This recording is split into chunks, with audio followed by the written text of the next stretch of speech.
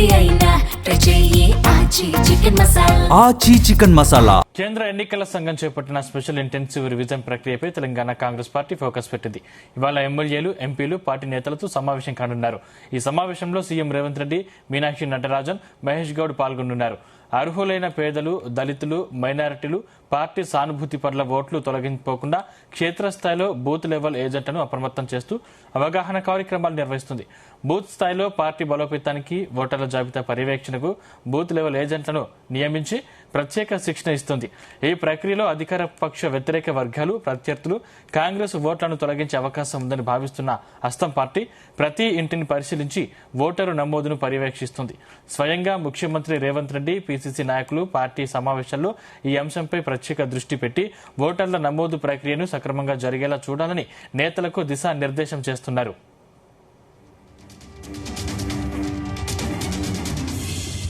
ఇదే అంశానికి సంబంధించిన మరిన్ని డీటెయిల్స్ మా ప్రతినిధి వేణు అందిస్తారు. వేణు, ప్రత్యేక ఇన్సెంటివ్ రివిజన్ ప్రక్రియపై తెలంగాణ ప్రభుత్వం దృష్టి సారించింది. ఈ అంశంపై ఈ రోజు మంత్రులు, ఎమ్మెల్యేలు, పార్టీ ఎంపీలు, ముఖ్య నేతలతో ముఖ్యమంత్రి రేవంత్ రెడ్డి ఒక కీలక సమావేశం కూడా ఏర్పాటు చేశారు.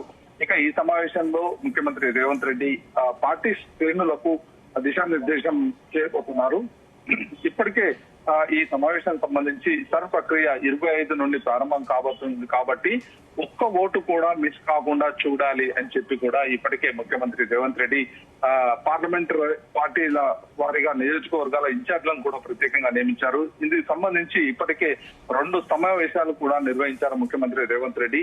ఇక ఈ రోజు ఏదైతే ఈ జూన్ సమావేశంలో పార్టీ నేతలకు ఏదైతే ఈ సర్ ప్రక్రియ ద్వారా ఏ విధంగా బిఎల్ఏల పాత్ర ఉండబోతోంది, అందుకు సంబంధించి పార్టీ నుండి ఎలాంటి చర్యలు తీసుకోవాలి, ఏ ఒక్క ఓటు కూడా పోకుండా ఉండేందుకు ఏ విధంగా ముందుకు వెళ్ళాలి అనే దానిపైనే ఈ రోజు జరిగేటువంటి ఈ సమావేశంలో సూచించబోతున్నారు. ఇక గతంలో ఎక్కడైతే వివిధ రాష్ట్రాల్లో సర్ ప్రక్రియ కొనసాగినప్పుడు అక్కడ ఏకంగా ప్రభుత్వాలే తారుమారైనటువంటి పరిస్థితి, చాలా మంది ఓట్లు కోల్పోయాయి. అయితే అనంతరం ఫిర్యాదులు చేసినప్పటికీ కూడా యాడ్ చేసిన ఓట్ల శాతం మాత్రం చాలా తక్కువ.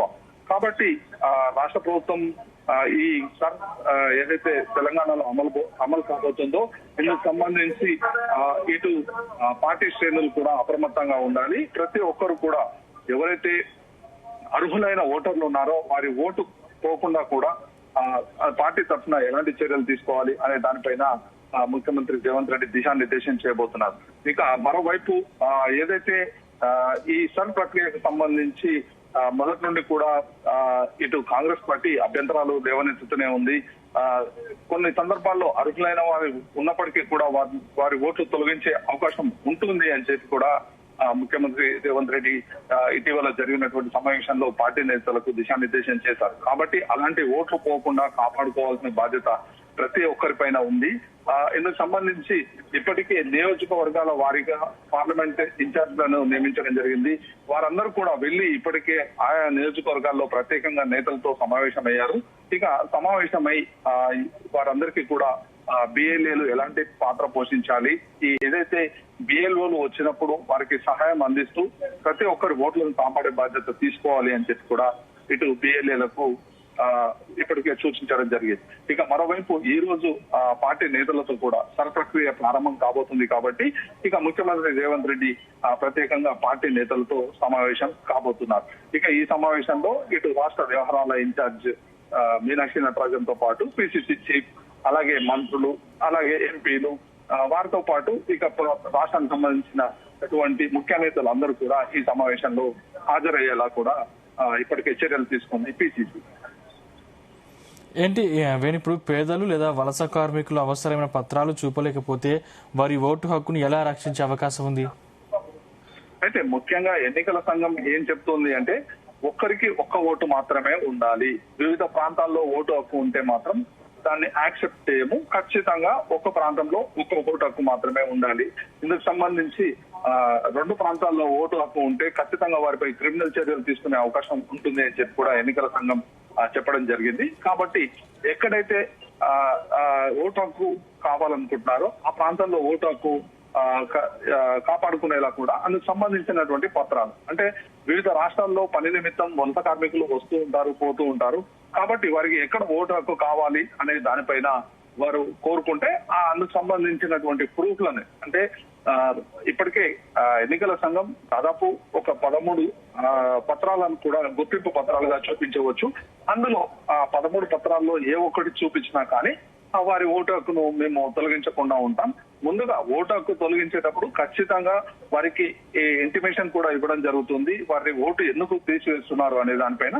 దాని అనంతరం ఏదైతే 15 రోజుల గడువు కూడా ఇస్తున్నారు, ఆ గడువులో వెళ్లి వారు సంబంధించిన పత్రాలు ఏవైతే ఎన్నికల సంఘం సూచించినటువంటి పత్రాలు ఉన్నాయో ఆ పత్రాల్లో ఒక దాన్ని వారి ప్రూఫ్ గా చూపించుకుంటే వారి ఓటు హక్కును ఇస్తారు.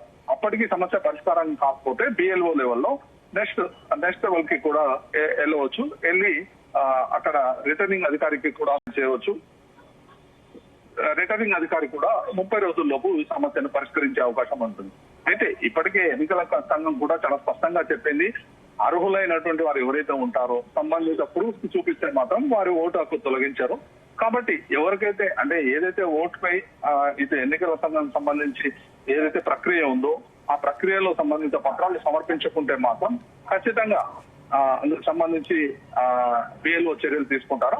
కాబట్టి ఆ ఓటు హక్కు కోల్పోవద్దు అనేది కూడా ఇటు ఎన్నికల సంఘం కోరుకుంటుంది. కాబట్టి సంబంధిత పత్రాలు ఖచ్చితంగా చూపించాలి. అదేవిధంగా ఈ వలస కార్మికులు పని నిమిత్తం వస్తారు కాబట్టి వారికి ఓటు హక్కు ఇక్కడ శాశ్వతంగా కావాలి అనుకుంటే మాత్రం ఇక్కడ ఎక్కడైతే తాత్కాలికంగా వాళ్ళు ఎక్కడైతే పనిచేస్తున్నారో అక్కడ నుండి సంబంధిత సంస్థల నుండి అక్కడ ఉన్నటువంటి ఎక్కడైతే పనిచేస్తూ ఉంటారో ఆయా సంస్థల నుండి గుర్తింపు ఏదైతే ఉంటుందో అందుకు సంబంధించినటువంటి వివరాలు సమర్పించిన ఈ ఓటు హక్కు మాత్రం తొలగించకుండా ఉండే అవకాశం ఉంటుంది. అయితే ఇందుకు సంబంధించి చాలా మందికి కూడా అవగాహన ఉండదు కాబట్టి ఇందులో బిఎల్ఏల పాత్ర చాలా కీలకం. కాబట్టి బిఎల్ఏలు అందరూ కూడా ఇటు బిఎల్ఓలతో సమన్వయం చేసుకుంటూ ఎవరైతే ఇలాంటి సమస్యలు వస్తాయో వారి అందరి ఓటు హక్కు కాపాడేలా కూడా చర్యలు తీసుకోవాలని చెప్పి ఇటు పార్టీ శ్రేణులకు ముఖ్యమంత్రి రేవంత్ రెడ్డి దిశానిర్దేశం చేయబోతున్నారు. Right, thank you Venu.